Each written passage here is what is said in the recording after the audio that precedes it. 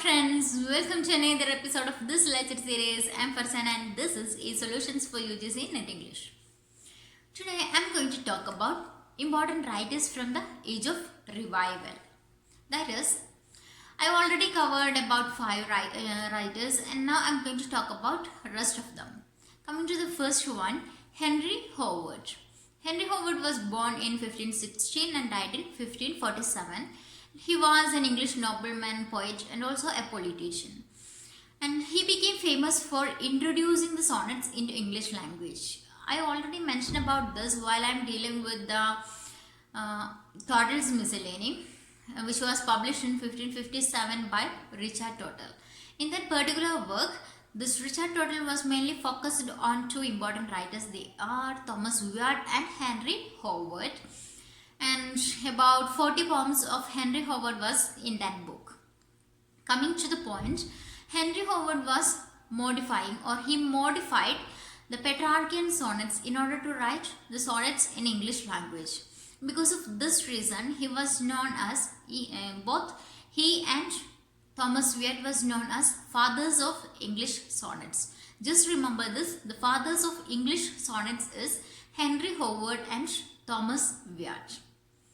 Then I already told you he was a politician and also he was first cousin for both Anne Boleyn and Catherine Howard. Both of them are the wives of Henry VIII, that is Anne Boleyn was the second wife and Catherine Howard was the 5th wife of Henry VIII. And this Henry Howard was worked as a soldier for both France and Scotland, and also his father was Thomas Howard. He was the Earl of Surrey and later in 1524 he became the Duke of Norfolk, and at this time this Henry Howard adopted the name Earl of Surrey. Apart from all this, he was a very short-tempered person and he imprisoned so many times because of his rash behavior. And also he has a lot of enemies in the court, and when Henry VIII was suffering from paranoia, he was convinced by Henry Howard's enemies that this Henry Howard was trying to capture the kingdom from the hands of the Princess Edward VI. And also at the same time, this Henry Howard suggested to his sister, that is his sister was the widow of Henry VIII's illegitimate son, and Henry Howard suggested to her to seduce the king, and somewhat this Henry VIII knows about this, and this 2 reasons leads to his execution. The most important thing is this Henry Howard was the last execution of Henry VIII. Throughout all these videos on Age of Revival, we covered so many executions by Henry VIII, including his wife itself, and this name, Henry Howard, was the last name in that list of executions. So this is about the person Henry Howard. So coming to the next one, Roger Asham. This Roger Asham was born in 1515 and died in 1568. He was an English scholar and also a didactic writer, and he became famous for his prose style and then his promotion of vernacular language into the field of literature and also for his theories on education. He was a student of St. John's College, Cambridge, and he studied Greek and Latin languages there. And at the same time, when he started understanding the words or understanding the letters, he started reading the lectures of important persons, and he teach the lessons or he teach that lectures into his juniors. He believed that the best way to learn a language is to teach.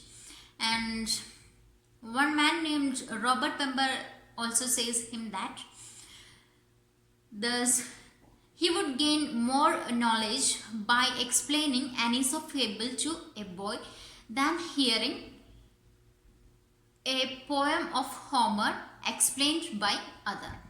So This is his view about learning and teaching the languages.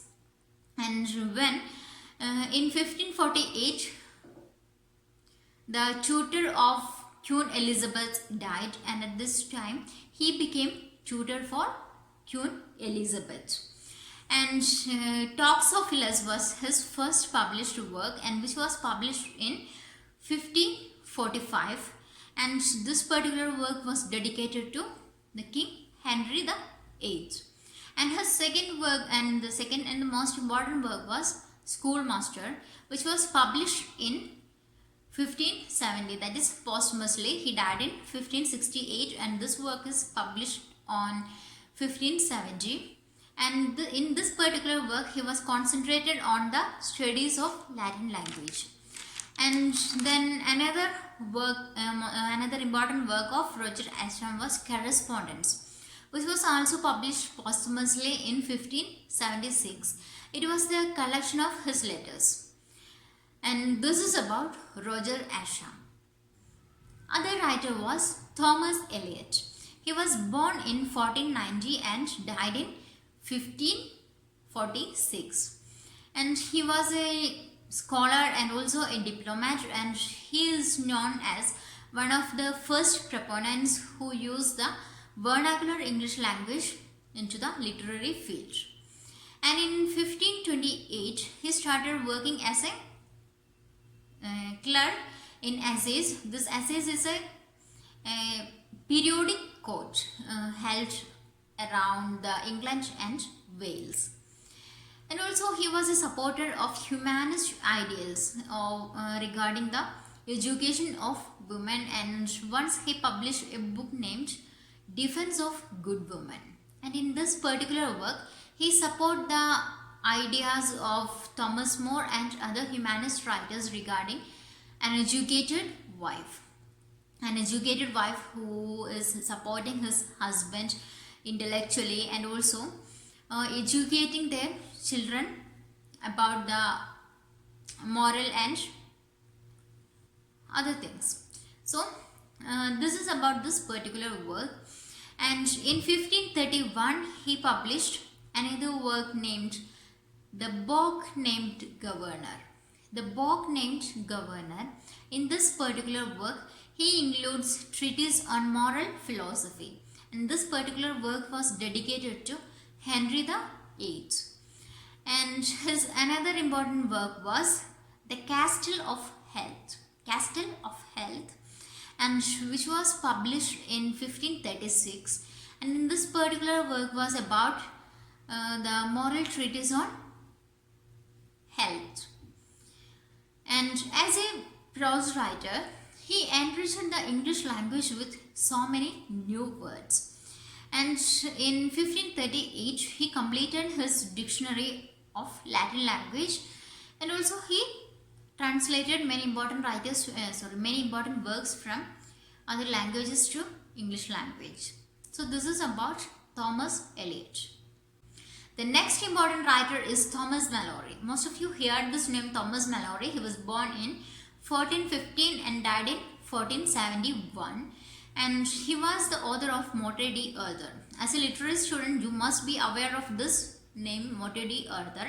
It's the classic English language chronicle of Arthurian legends, which was published by William Caxton in 1485. And when we look into the personal life of this author, his life history is obscure, and William Caxton was classifying him as a knight's prisoner. Coming to this particular work, the main source of this work is the French legends of the French romance of Arthurian legends itself.